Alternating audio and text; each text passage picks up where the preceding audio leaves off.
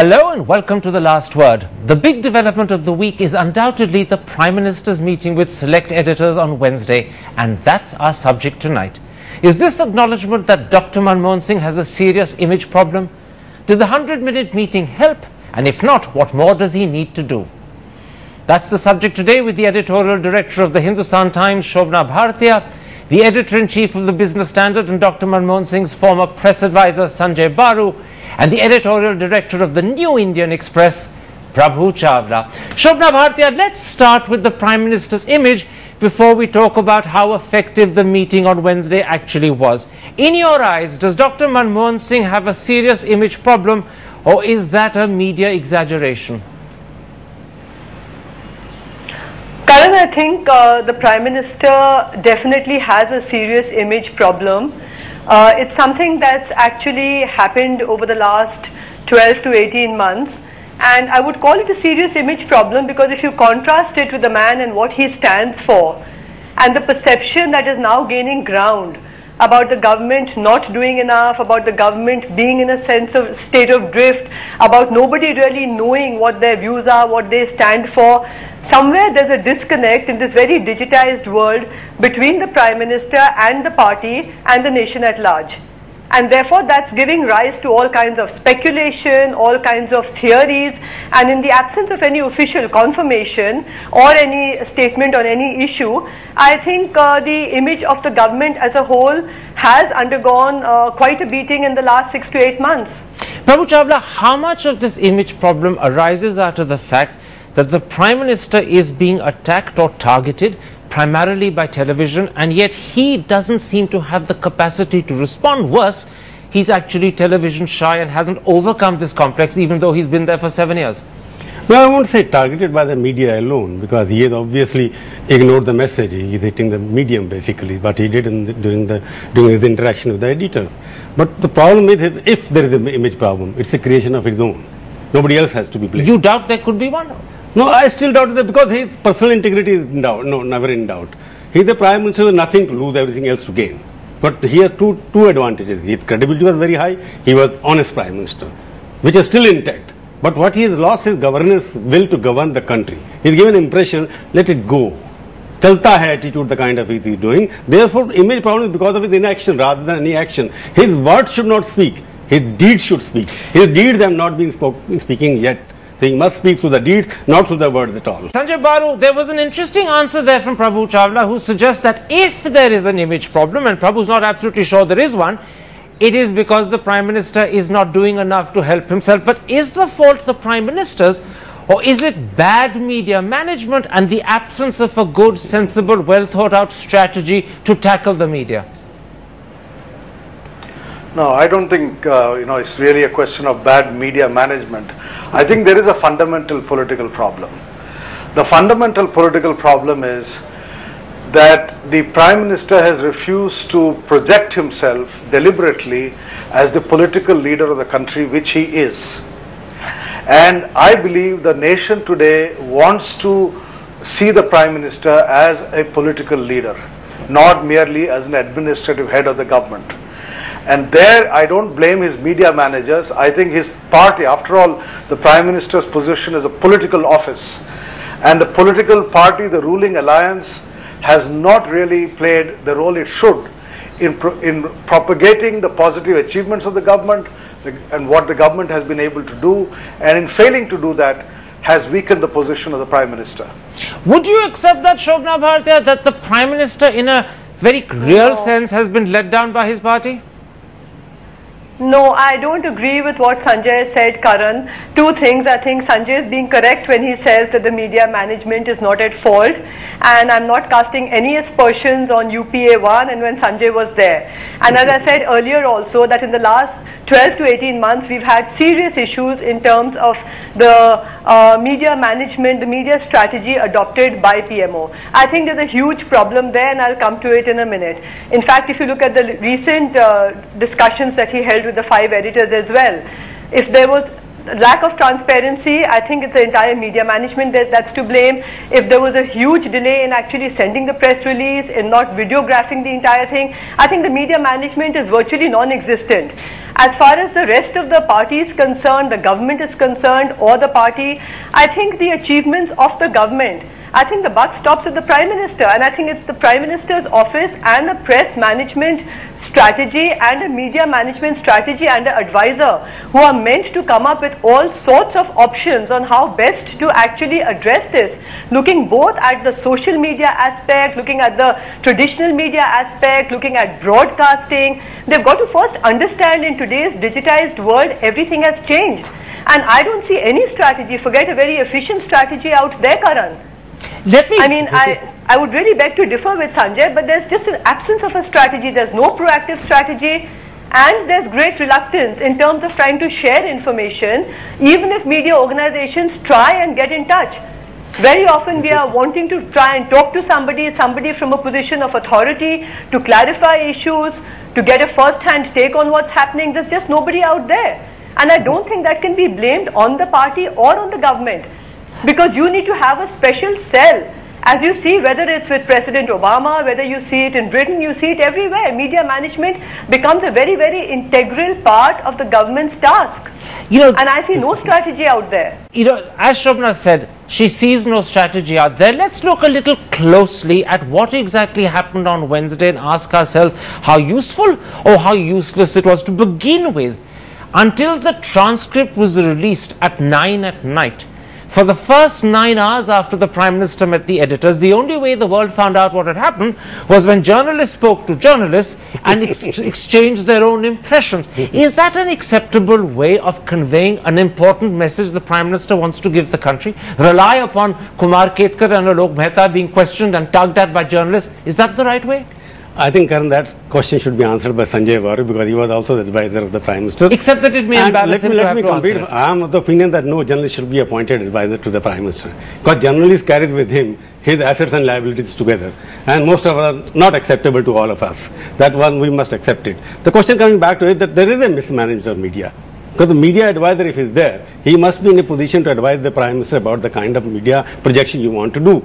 And moreover, I agree with Sanjay Baru at the same time, because here is the Prime Minister, who is the Prime Minister of the country. He is only meant for governance, not for leading the nation. Here is the Prime Minister who is not leading the country, but is being led by somebody else who is sitting somewhere else. So there is a crisis of confidence, crisis of credibility, because the Prime Minister is supposed to be a leader of the nation, is no more a leader of the nation, and I don't agree with this concept that Prime Minister should be speaking to all the time. He should not be interrogated. We are not there to interrogate the Prime Minister. He should speak through his words, which he has not been speaking through his deeds at all. I am coming back to the same question. Okay. Prime Minister has got the wrong strategy. If he's depending on the media management, he is going to be a bigger failure than he is at the moment. Well, I want to stick briefly for a moment on media management, and I don't want to embarrass you, Sanjay, because I know it's an awkward thing to have to comment on the media management of your successor, but one of the issues that does arise is the question, is it the right way of propagating the Prime Minister's message for it to percolate out almost by default from a closed-door meeting with 5 editors who seem at best to have been randomly chosen? Is that a credible way of conveying the Prime Minister's message to the country? No, Karan, I don't want to get into the technical matter. The fact is, whenever the Prime Minister communicates, it's information for the media. Whether it comes at 12 in the morning or 3 in the afternoon or 9 in the night, you in 24 hours, 24/7 television are in a hurry to get the information. I am in the print media, was not particularly worried that we got it at 9 o'clock, the full transcript. That's not the issue. The issue is not what time do you get the information. I think the real fundamental issue is that the Prime Minister of the country is the political head of the nation. And I'm not at all worried about media management. It's not about management. It's about communication between the leader and the people. And there are many ways in which that communication happens. An interview or a press conference is not the only way. The Prime Minister is communicating all the time, wherever he speaks, his policies, etc. And on that particular day, he did communicate with 5 senior editors. A little time we could have waited to find out what he said. The material was available later in the day.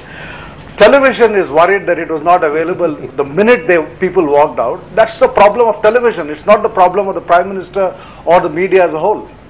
Okay, so TV has problems that the institution at the moment can't tackle, but that is a problem of television, not the PMO. Let's take a break and come back and turn to the content of what the Prime Minister said.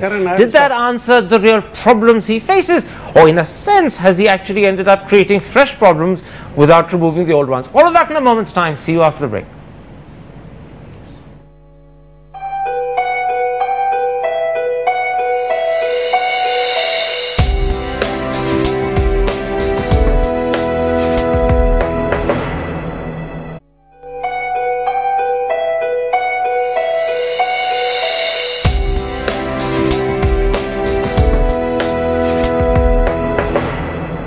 Welcome back to The Last Word. We're discussing the Prime Minister's meeting with 5 select editors on Wednesday. Shobna Bhartiya, let's come to the content of what the Prime Minister said. First of all, he went out of his way to say he wasn't a lame duck, to say that he was in control. The result was headlines on television and some newspapers which said, "I am not a lame duck." But did that help the Prime Minister, or did it strangely re-emphasize the problem? Karan, it was slightly sad to hear the Prime Minister say that I'm not a lame duck Prime Minister, because as you said a minute ago, inadvertently it means that the whole question and that imagery does come up. Having said that, when it was a pointed question, I think he was left with no option but to answer in the way in which he did, and then he went on to explain as to how he was completely in control of things and explain his viewpoint on several controversies and issues that are coming up. So I think in the context, when asked a specific question, he had to assert himself, and I think he did so in terms of both his continuation as Prime Minister and the fact that he was not a lame duck Prime Minister and that things were put past him and he was very much in the know of all decisions. I think he had no option but to state that as he did. Now, Sanjay Baru, another critical question put to the Prime Minister was to do with the spate of corruption scams that he's faced in the last 8 months. And in answering it, right at the very beginning of his prepared remarks, he referred to something that Sir Paul Chalmers, a former chairman of ICI, had said when he was in Cambridge, that if anyone gets 5 or 7 decisions out of 10 correct, that's good going, and the press shouldn't harp on the 3 that weren't correct. Now that works perfectly as an explanation for misjudgment or poor judgment, but does it work as an explanation for corruption, which is very different to just poor judgment? Corruption is actually using an opportunity to make money for yourself. No, I think you have to look at the whole thing in a very, the entirety of what he said. We tend to go by bites and single statements and misjudge what was said. The answer was in response to questions about administrative judgment, and he talked about ex ante and ex post. It's a very sophisticated answer. And he was saying that civil servants are scared to take decisions. Often they take decisions which later turn out to be wrong. But if you get 5 or 7 decisions correct out of 10, you should not judge them poorly. I don't think it was said in terms of 3 acts of corruption being condoned. A lot of his answers in response to questions. Can I just interrupt and say that actually even the lame duck business, Raj Chengappa kept saying, you're a lame duck PM, you're a lame duck PM. When someone says it 3 times, you react by saying, I'm not. I think we put a lot of words in people's mouths and then ask them why they, utter those words. I accept that lame duck is a bit like, when did you stop beating your wife? But just to correct you on this business of the decisions 7 out of 10, that actually was part of the Prime Minister's prepared statement. It was virtually in the 2nd paragraph of what he said. It was not a prepared statement. Well, extempore. It was extempore. It was extempore. No, I'm sorry. It's not as extempore. He was asked on the spur of the moment to make some opening remarks, and he made those opening remarks. Okay. So let's get our facts correct. Okay, opening remarks and prepared statement are not very different, but I'll concede that the 2 senses conveyed by... Well, not at all. Prepared statement, a lot of thought goes... I can't believe that there wasn't thought behind his opening remarks. But the point I'm making is that he said this in his opening remarks, and he said it with specific reference to the CAG and the press picking on corruption. So this was actually his explanation for corruption. No, look, I don't know if you have the time. I don't know if you have the time on this show, but one can go into great detail on the entire CAG process the auditors, the way they look at governmental decisions. I have read CAG reports for 20 years, Karan. For 20 years. I mean, I remember in the Economic Times in the early 90s, we used to throw CAG reports around the office. Nobody would even read them. These are all auditors, analysis of governmental decisions. At the end of the day, you have to see a CAG report in the right perspective. Okay. And often officers take decisions which accountants think were wrong, but economists and politicians will think they're right. Okay, I'll stop you there. I'll accept your point. I'm only questioning whether the Prime Minister's answer was an adequate and convincing answer. You clearly think so, and you have a right to. Let me come to something else the Prime Minister said. Now, in his opening remarks, in his very first paragraph, he said that the press was accuser, judge and prosecutor. Yeah. Given that he badly needs the press to improve or correct his image, was this wise or thoughtless? Unfortunately, I wasn't there, so I would not have been accused of saying what he said. But I'm coming back to the basic question which Sanjay Babu was raising again, the CAG report was never taken seriously. You must remember, the CAG report set the tone for the fall of Rajiv Gandhi government, which was proved to be later on something. Nobody was prosecuted, nobody was convicted so far. It's a perception which the Prime Minister should anticipate what kind of questions he is going to get from the media. Last time when he was asked about corruption, he said it's a compulsion of the coalition government. He was caught in that kind of trap. This time again has happened. The question is, when the Prime Minister of a country like India speaks, the country must stop talking, he must listen to him. After he spoke for 90 minutes, there's not even a 9-second bite which is relevant in the whole thing. If you read the whole transcript which I read on that particular point of time, it has revealed nothing. It is basically on the defensive that I am doing my best, I am not a lambda government. A Prime Minister has to say that I am in command. He should not be saying that I am in command. We assume that he is in command. Shobna Bhatia, let me bring you in on that critical issue of the Prime Minister's response to corruption. Do you think he handled it adequately? Because this is an issue that has burnt itself very deeply into the consciousness of the public at the moment. Has he responded in an effective way? Karan, I think he's responded quite effectively given the context and given the situation. But I don't want to really go back to where you started on the first section. I think the response given to 5 editors who then stand out and in turn brief the press can never be actually sound adequate, can never sound substantive. I think the Prime Minister should have tried to address this issue in many more platforms, through many more forums, and by also trying to build some kind of a community which knows his views. He does not use the social media at all. He doesn't use the social networks. I think in a very brief manner in his interaction with the editors, there's only that much that he could have done.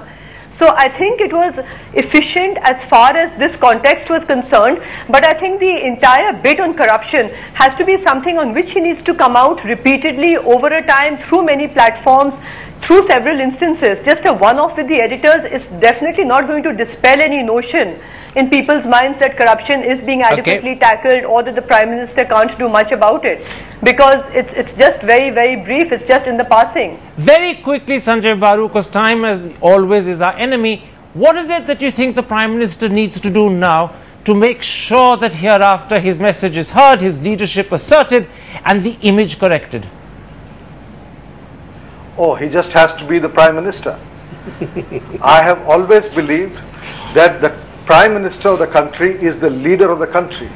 The entire nation, irrespective of political prejudices, looks up to the Prime Minister. Unfortunately, Dr. Manmohan Singh remains a shy political leader. He has taken a backseat on many occasions, and the entire Congress party has always projected Mrs. Sonia Gandhi as a real leader. This is unfortunate. This is an unfortunate fact. I have often said it. When I was in government, I believed that the Prime Minister should stand up. The Prime Minister is our leader. The Prime Minister has to be projected as the leader of the government. Very, very quickly. Sanjay saying many times he burnt his fingers doing that. Very quickly, because we've got only 10 seconds.